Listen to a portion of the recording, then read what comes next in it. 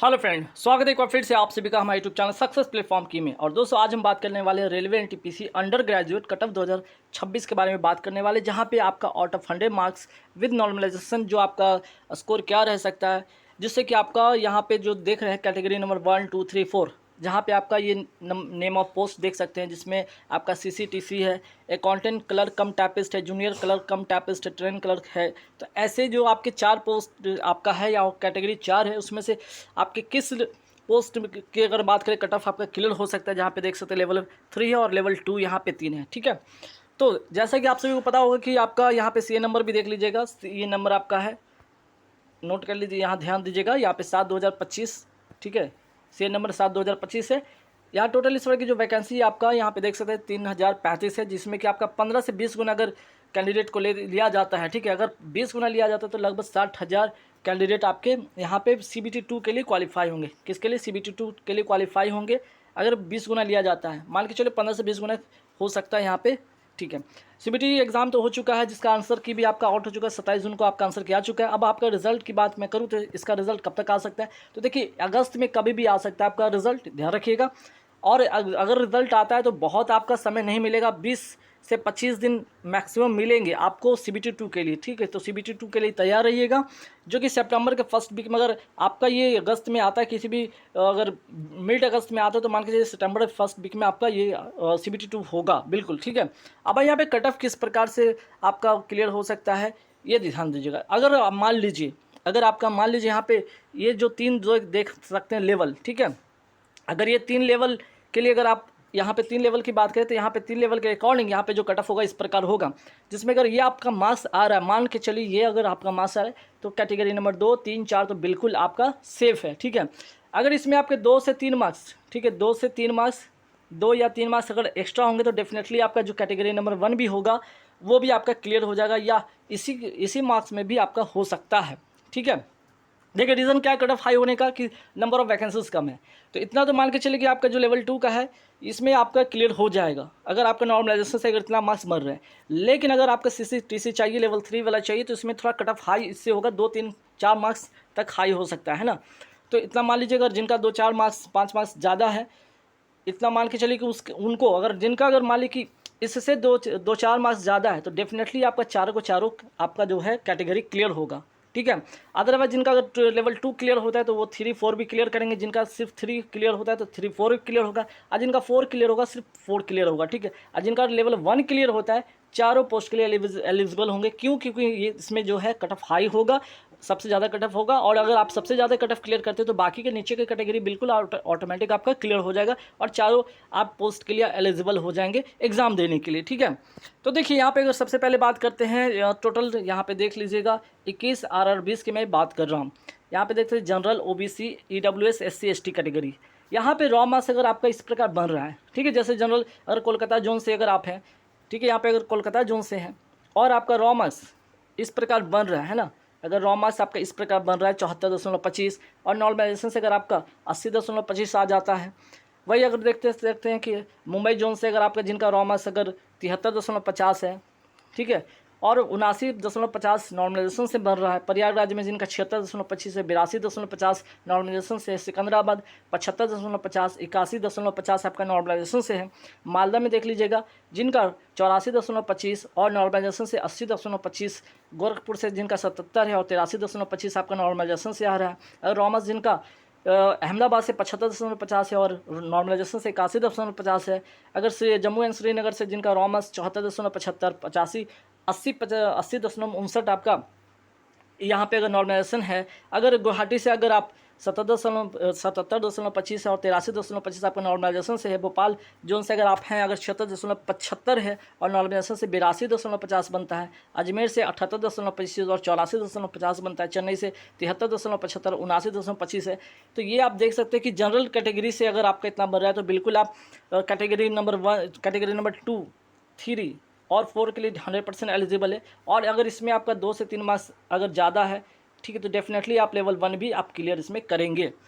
उसी तरह आप OBC में देखिएगा, अगर रॉ मार्क्स जिनका इस प्रकार बन रहा है और नॉर्मलाइजेशन से इस प्रकार बन रहा है, जैसे कोलकाता जोन में जिनका अगर 72.75 है, 78.75 आपका नॉर्मलाइजेशन से है।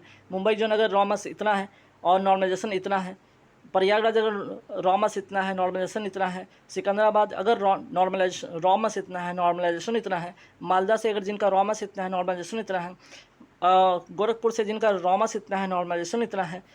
फिर उसके बाद अहमदाबाद जिनका रॉमस इतना है, नॉर्मलाइजेशन इतना है। जम्मू एंड श्रीनगर में जिनका रॉमस इतना है, नॉर्मलाइजेशन इतना है। गुवाहाटी से अगर जिनका रॉमस इतना है, नॉर्मलाइजेशन इतना है। भोपाल जोन से जिनका रॉमस इतना है, नॉर्मलाइजेशन इतना है।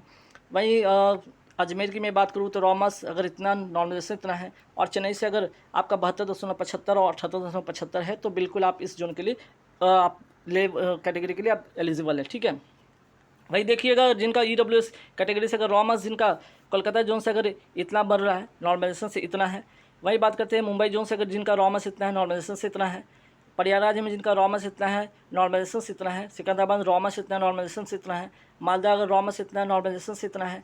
गोरखपुर रॉमस इतना है, नॉर्मलाइजेशन से इतना है। अहमदाबाद रॉमस इतना और नॉर्मलाइजेशन से इतना है। जम्मू एंड कश्मीर अगर रॉमस इतना है, नॉर्मलाइजेशन से इतना है। गुवाहाटी रॉमस इतना है, नॉर्मलाइजेशन से इतना है। भोपाल अगर रॉमस इतना है, नॉर्मलाइजेशन से इतना है। अजमेर अगर रॉमस इतना है, नॉर्मलाइजेशन से इतना है। चेन्नई अगर रॉमस इतना है, नॉर्मलाइजेशन से इतना है। बिलासपुर रॉमस इतना है, नॉर्मलाइजेशन से इतना है। रांची अगर रॉमस इतना है, नॉर्मलाइजेशन से इतना है।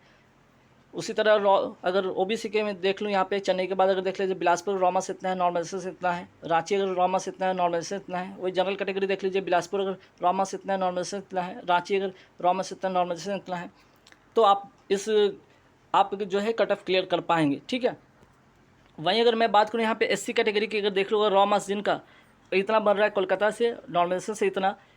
फिर उसके बाद मुंबई जोन अगर रॉमस इतना, नॉर्मलाइजेशन से इतना। प्रयागराज रॉमस इतना, नॉर्मलाइजेशन से इतना। सिकंदराबाद रॉमस इतना, नॉर्मलाइजेशन से इतना। मालदा का रॉमस जिनका इतना है, नॉर्मलाइजेशन से इतना। गोरखपुर जिनका रॉमस इतना, नॉर्मलाइजेशन से इतना। अहमदाबाद रॉमस इतना, नॉर्मलाइजेशन से इतना। जम्मू एंड श्रीनगर अगर बात करें रॉमस इतना, नॉर्मलाइजेशन से इतना। गुवाहाटी रॉमस इतना, नॉर्मलाइजेशन से इतना। भोपाल अगर रॉमस इतना, नॉर्मलाइजेशन से इतना। अजमेर अगर रॉमस इतना, नॉर्मलाइजेशन से इतना। चेन्नई अगर रॉमस इतना, नॉर्मलाइजेशन से इतना। बिलासपुर का रॉमस इतना और नॉर्मलाइजेशन से इतना।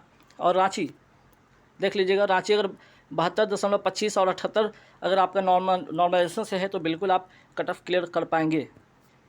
फिर बात करते हैं ST कैटेगरी, देख लीजिएगा। ST कैटेगरी में जिनका रॉमस कोलकाता जोन से इतना है, नॉर्मलाइजेशन से इतना। मुंबई जोन अगर रॉमस इतना, नॉर्मलाइजेशन से इतना। प्रयागराज रॉमस इतना, नॉर्मलाइजेशन से इतना। सिकंदराबाद रॉमस इतना, नॉर्मलाइजेशन से इतना। मालदा रॉमस इतना, नॉर्मलाइजेशन से इतना। गोरखपुर रॉमस इतना, नॉर्मलाइजेशन से इतना। अहमदाबाद रॉमस इतना, नॉर्मलाइजेशन से इतना।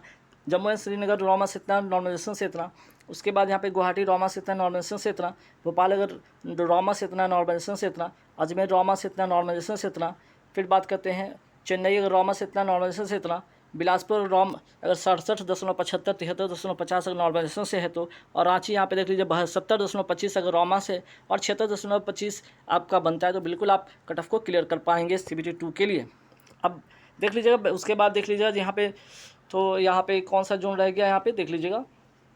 यहाँ पे ये जो आपका बेंगलोर से तिरुवनंतपुरम, मुजफ्फरपुर, पटना, चंडीगढ़, तो ये आपका क्या है, आपका जनरल कैटेगरी है। ये आपका हो गया आपका OBC, ये आपका हो गया EWS, यहाँ पे हो गया आपका SC और ये हो गया ST, ठीक है। तो बेंगलोर में जिनका रॉमस इतना, नॉर्मलाइजेशन इतना।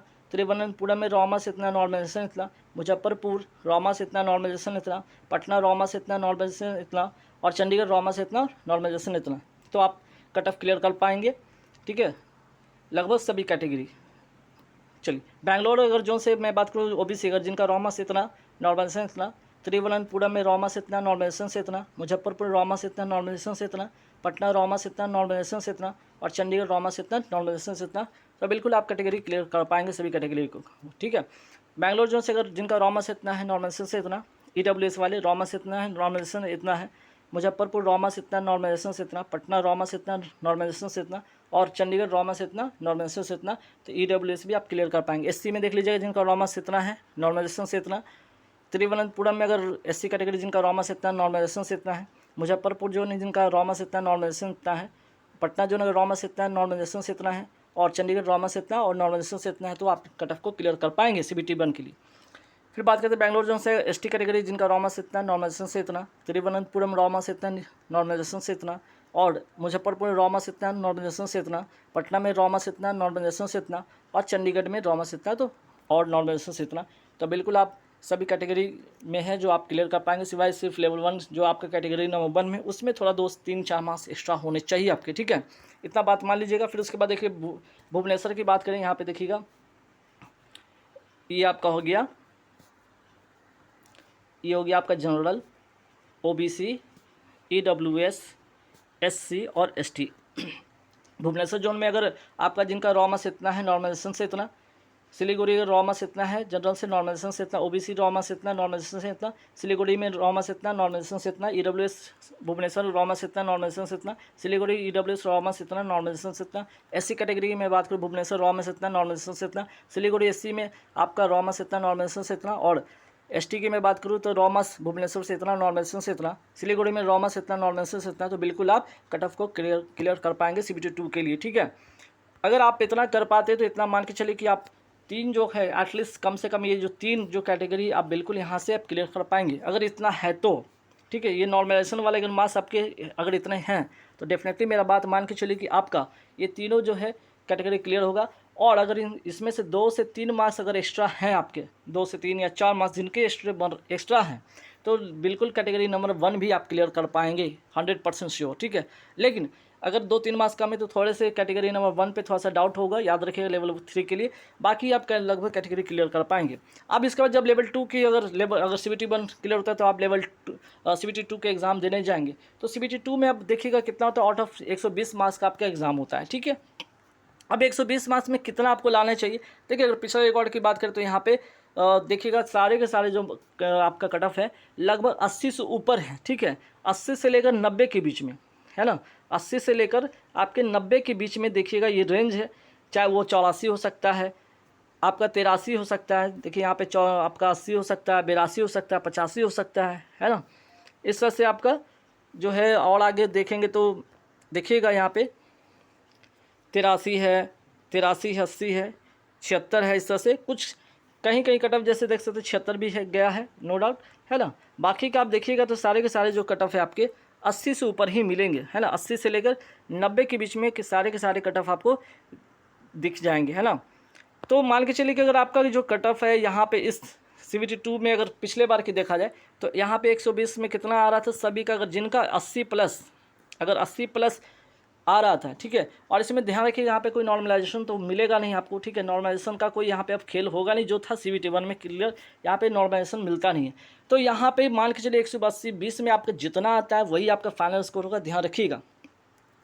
तो इतना जान लीजिएगा, अगर आप इस बार अगर देने जा रहे हैं तो पिछली बार तो 80 प्लस है, इस बार अगर आप 120 देने जा रहे हैं तो 120 में अगर आपका 90 प्लस होगा तो डेफिनेटली यहाँ से आप कट ऑफ क्लियर कर पाएंगे। 90 से कम होगा तो बात मान के चलिए बहुत ही कम ही चांसेस है, कुछ जोन में आपको क्लियर हो सकता है आपका, अदरवाइज लगभग किसी भी जोन में और किसी भी कैटेगरी में आपका क्लियर होने का उम्मीद नहीं है, ठीक है। सिवाय SC ST को छोड़ के, SC ST में मिनिमम ये जा सकता है। और अगर बात करें जनरल में इससे हाई रहेगा, 90 से प्लस होगा, ठीक है। 90 से प्लस होगा जनरल कैटेगरी, ठीक है। मान के चलिए कि 90 से प्लस मतलब 95 के अराउंड आपका होगा जनरल कैटेगरी। वही बात कर सकते हैं अगर OBC की मैं बात करूँ तो यहाँ पे लगभग 92 के अराउंड मान के चलिए, OBC हो गया, EWS हो गया, है ना, ये इसके आसपास में होगा। SC ST की मैं बात करूँ तो बहुत ज़्यादा कट ऑफ कम नहीं होगा, तो यहाँ भी 88 से लेकर 90 के बीच में ही होने वाला है। तो ये फाइनल आपका, उसके बाद आपका जो जिस पोस्ट के लिए आपका टाइपिंग है उस टाइपिंग के लिए आप अच्छे से प्रिपेयर करेंगे। अदरवाइज CBT 2 अगर आपका क्लियर भी होता है, टाइपिंग में छट जाते हैं तो बिल्कुल वहाँ से भी आपका फाइनल सिलेक्शन नहीं हो पाएगा, ठीक है। तो चलिए ऑल द बेस्ट सभी को, आप CBT 2 के लिए तैयारी करते रहिए। बाकी जिनको अगर PDF चाहिए तो मेरे चैनल पर जाइएगा, वहाँ पर मैं करंट अफेयर्स का डेली क्लास ले रहा हूँ। अब तक मैंने वहाँ पर करंट अफेयर्स स्टैटिक GK की मैं बात करूँ, स्टैटिक GK साइंस हो गया, ठीक है, स्टैटिक GK साइंस हो गया, GK स्टैटिक GK साइंस, इसकी क्लास लगभग मैंने 10 क्लास यहाँ पे मैंने करा दिया, ठीक है। और आप बात मान के चले यहाँ पे सारे के सारे यहाँ पे क्लासेस में 10 क्लास में आपके हर क्लास में आपको 100 प्लस क्वेश्चन यहाँ पे मैंने करा है। तो इस हिसाब से 10 क्लास हुआ तो 10 और 100 से गुना करते 1000 क्वेश्चन, 1000 प्लस मैंने क्वेश्चन करा दी। जिनको PDF चाहिए वो पेमेंट करके ले सकते हैं, 100 रुपये पेमेंट करके आप ले सकते हैं। वीडियो को प्लेलिस्ट में जाइएगा, वहाँ पे करंट अफेयर्स वाली क्लास में आपको पता चल जाएगा 100 रुपये पे करना है। और किस नंबर पे करना है तो यहाँ पे नंबर मैं लिख ही देता हूँ, ठीक है, 7903764562, ठीक है, 79037645 फिर से मैं लिख देता हूँ यहाँ पे अच्छे से नंबर, ठीक है। तो 790376 4562। इस नंबर पे क्या करना है, पे करना है। कितना, तो 100 रुपये पे करेंगे, ठीक है। 100 रुपये पे करेंगे तो सारे के सारे PDF आपको मिल जाएंगे। गाइस इस वीडियो में था, थैंक यू वेरी मच।